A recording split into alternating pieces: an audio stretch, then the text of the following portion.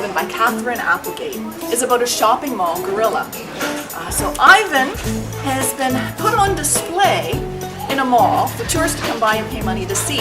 So for 27 years he's lived in this tiny concrete and glass cage, and you know, he can barely remember what grass feels like in his fingers and what the taste of a mango was like. And he's kind of resigned to his life, and he spends his days watching TV and painting. And one day the owner brings in a little baby elephant named Ruby to try and boost attendance.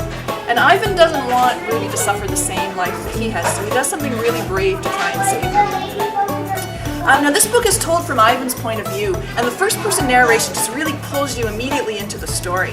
And the writing is so strong, it's almost like free verse poetry. Take a listen to this. I'm Ivan, just Ivan, only Ivan. Humans waste words. They toss them like banana peels and leave them to rot. Everyone knows the peels are the best part.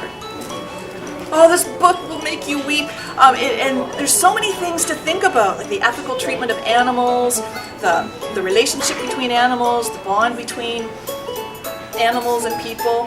And it won the Newbery Award in 2013 for Outstanding Children's Book. So check out The One and Only Ivan by Katherine Applegate.